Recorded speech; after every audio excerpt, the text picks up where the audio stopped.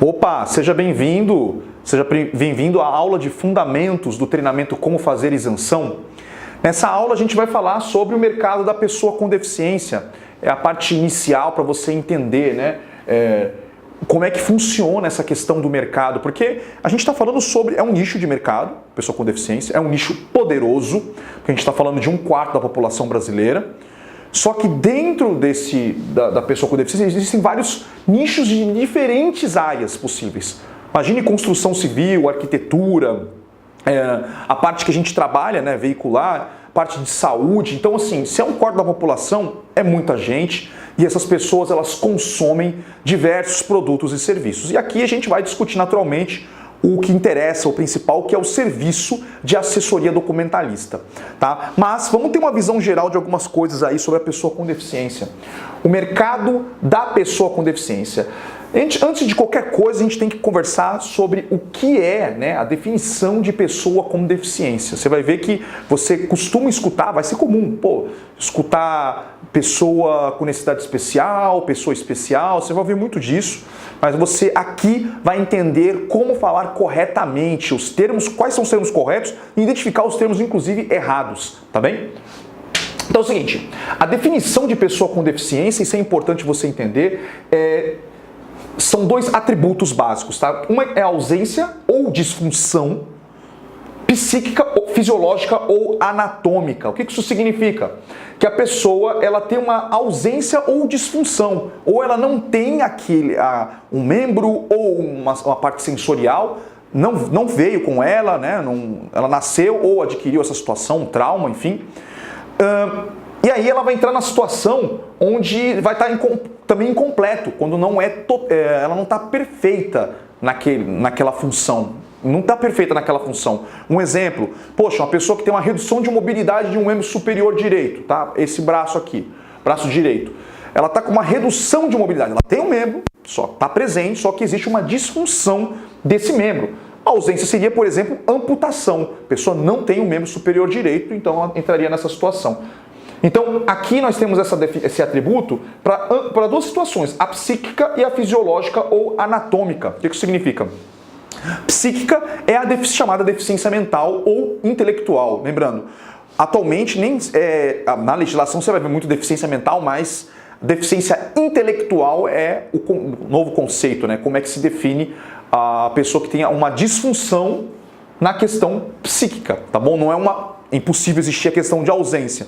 Por exemplo, uma criança que nasceu um anencéfalo, ela vai ter pouco tempo de vida, tá? Então, ela é sim uma pessoa com deficiência, tá? Ela vai ser registrada, inclusive, só que ela veio com ausência, por exemplo, no caso do cérebro, anencéfalo. A gente sabe que ela vai vir a falecer, vai chegar a óbito. E disfunção seria a pessoa que veio, ela tem o cérebro, ou ela nasceu com um problema, ou ainda ela, por trauma, ela ficou com uma situação intelectual baixa, ou doença, ou tratamento de alguma doença, levou ela para essa situação, tá bem?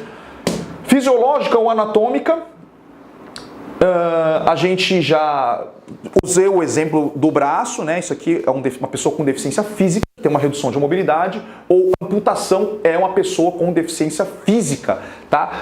Aqui também entra, na parte, eu estou falando com anatomia, mas fisiologicamente, a gente fala também da questão sensorial, uma pessoa que ela não tem a visão, tá? Ou ela não tem a visão perfeita, uma pessoa surda, um deficiente auditivo que a gente fala, Então, essas são as situações, ou a pessoa ela não possui, ou a pessoa possui, mas é limitado, não é normal, subnormal, tá bom? E aqui o outro atributo é que ela é congênita ou adquirida. Como eu falei, a pessoa ela pode ter nascido na gestação, ela ter desenvolvido aquela situação, ou não desenvolveu na gestação, ou ela pode ter adquirido por trauma, um acidente, furou o tímpano, furou um olho, ou machucou os 2 olhos, e isso pode acontecer, tá bom? Então são as situações para poder definir a pessoa com deficiência. Uma outra coisa importante a gente tem que entender que a pessoa com deficiência, a gente tem um estatuto da pessoa com deficiência agora. A gente tem inúmeras leis que protegem a pessoa com deficiência no objetivo de colocar ela em pé de igualdade com as pessoas não deficientes. Então a gente tem inúmeras circunstâncias e muitas delas são baseadas através de normas internacionais, tá bom? Então quando eu falo normas internacionais, eu falo questão de símbolos. Você vê que tem alguns carros que a pessoa coloca lá o símbolo de acesso, né, deficiente, uma pessoa na cadeira de roda, né, um bonequinho na cadeira de roda. Você vê pessoas, tem um símbolo agora novo, que é se você ver no e-book, você vai ver lá que é o símbolo mais recente, que é pouco conhecido, mas você já vai começar a ver em alguns negócios, geralmente vem acompanhado da cadeirinha, é a pessoa com os braços abertos, né, representando ali todas as deficiências, tá? Esse símbolo, ele não sai da cabeça de ninguém, ele é convencionado através da Organização das Nações Unidas, tá bom? Da ONU, também você pode verificar isso e pesquisar, tá? Hoje a gente até orienta você quando você for trabalhar na parte de marketing, você colocar o adesivo, né, o de acesso, aquele antigão da cadeirinha mesmo, e também o novo, até para poder as pessoas com deficiências entenderem que você está antenado no que está acontecendo nas mudanças, porque a pessoa com deficiência conhece. Bem, não todas, você vai entender ao longo do tempo que tem pessoas que nem sabem que são legalmente deficientes, tá? Mas de uma forma geral, as pessoas que são engajadas, as pessoas que participam de eventos ou mesmo de instituições da pessoa com deficiências conhecem alguns direitos e também conhecem o símbolo, a atualização do símbolo da ONU, tá bem? Muito bem, eu vou falar também agora com você sobre a questão de termos, tá? Eu coloquei aqui pessoa com deficiência, como eu te falei antes. Pessoa com deficiência, ela pode ser, você vai escutar, na verdade, outros termos comuns, como por exemplo, pessoa com necessidade especial.